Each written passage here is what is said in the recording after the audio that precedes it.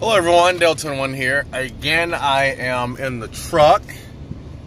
So forgive the audio. To be honest with you, I have not listened to any of these videos when I'm in the truck. I have not looked at the quality. I have not looked at if it's right. I have not listened to them. I don't know. And the reason for that is because normally when I'm in my truck, the audio comes through the phone. The Samsung Note 8 is not the best with speaker quality, but it's no slouch. Well, since I've swapped over to driving this on a daily basis, I still hadn't had that problem. But since I've started driving this, I've been upgrading things in the truck. One of the things being is the harness that goes in the passenger side grab panel that goes up and into the rearview mirror, which goes to the top speakers up there. So I now have a wireless. Also changed the buttons out on the steering wheel so I can have the whatchamajigger. I don't really use the voice recognition because it's really limited to where I have to call out the numbers. I have issues remembering my aunt's number, let alone anybody else that I want to call. I'm assuming a new radio would fix that. Maybe, I don't know. But essentially, that's where the audio goes through. When I get in the truck, when that Bluetooth symbol comes up on the radio, it has officially connected. Okay, we are not going this way. Traffic looks like hell.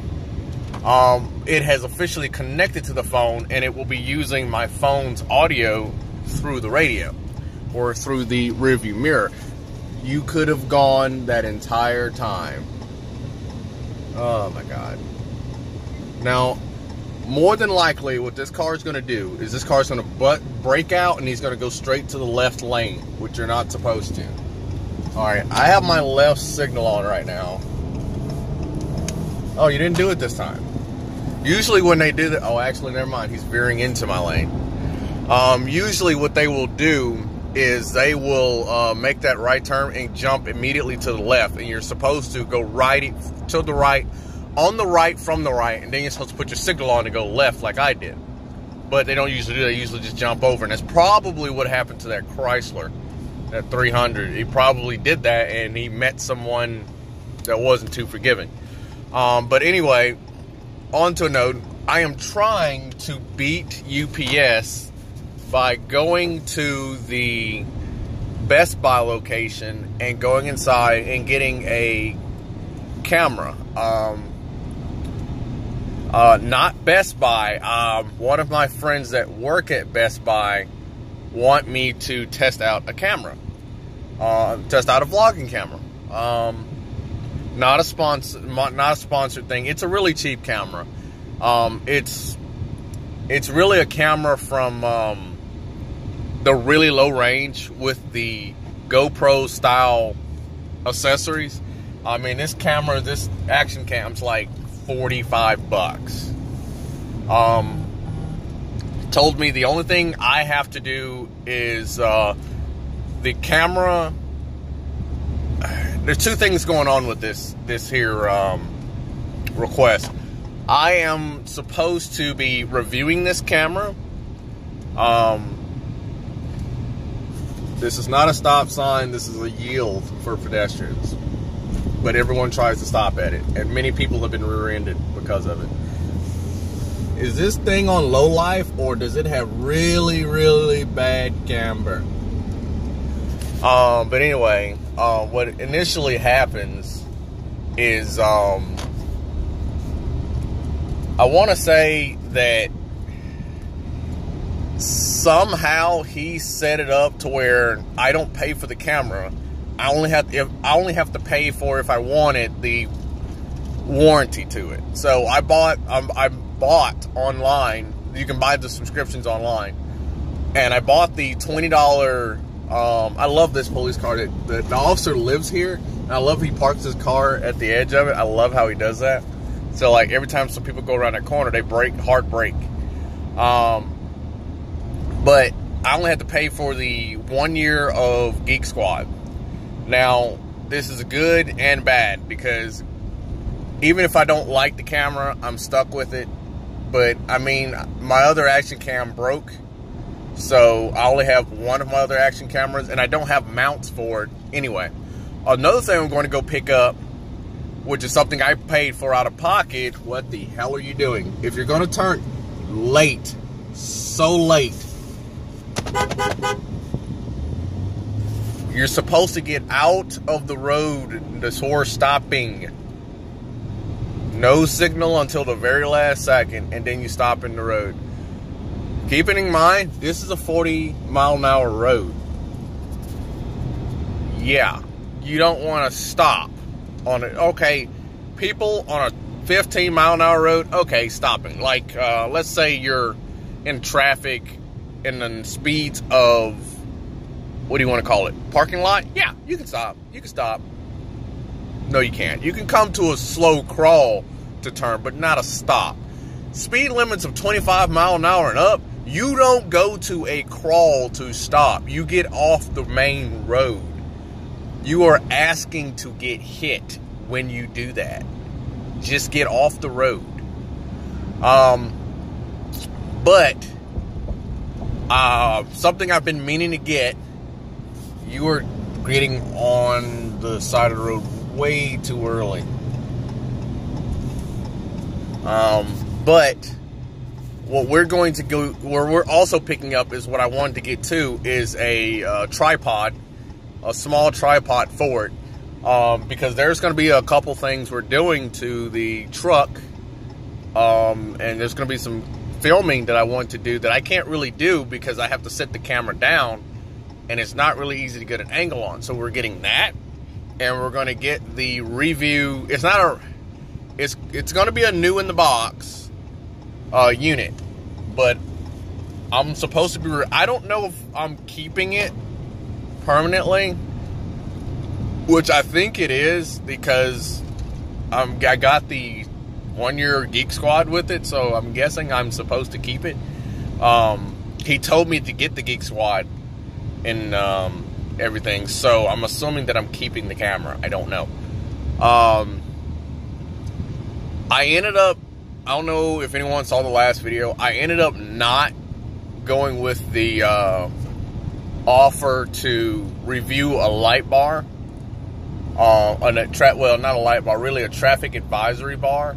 I'm probably going to kick myself later for this, but the reason I'm not doing this is primarily because, well, I measured my roof. The light bar that they were going to give me was a 50-inch. I measured the truck, and the issue is going to be is that the 50-inch is going to be wide enough from, well, it's going to be good width-wise. Okay.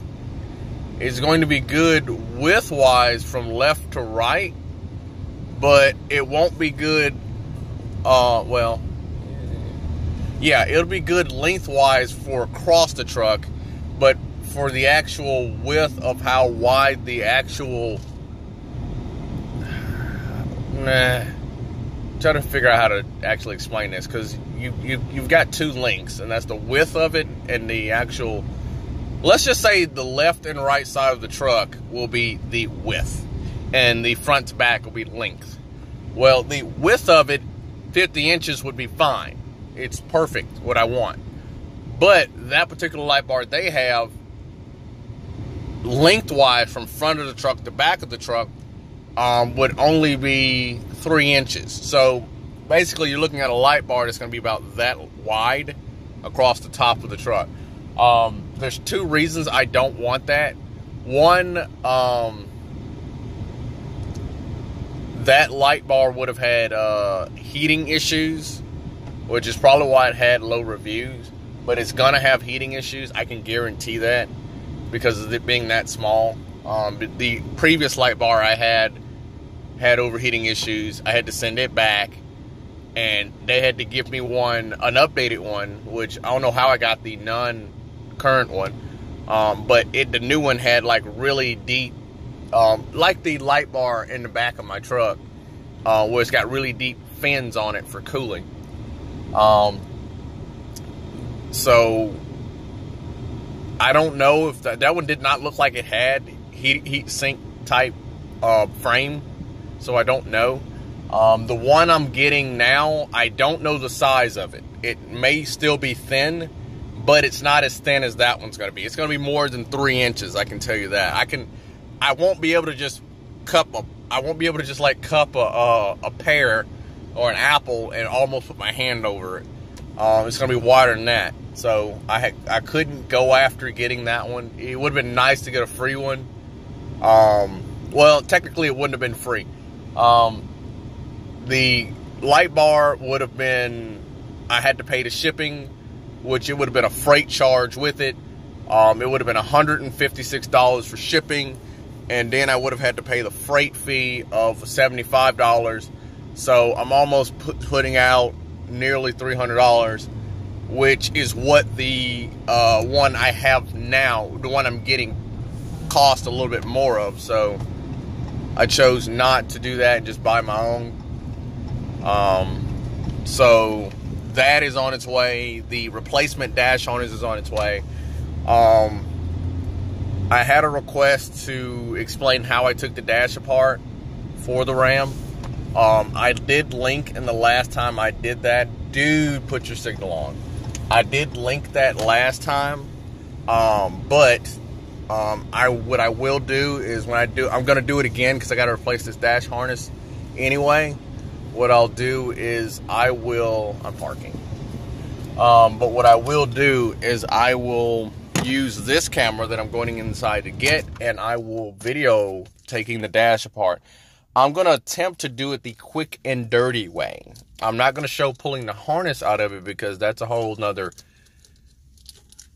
That's going to vary depending on if you've removed the dash harness yourself or not. But what we are going to try to do is I'm going to try showing how to pull the dash easily. Is what I'll do. I will try to show that video without cutscenes about jumping back and forth. And I'll try to show if the battery will last. It does not take 2 hours to pull this dash. I don't know what the battery length is on this new camera. But hopefully if the camera will last at least 30 minutes, which it should, I'll just get all the tools out that I need to pull the dash, and we'll call it fair with that, and we'll do it that way. So I'm going to go into Best Buy, and there we go.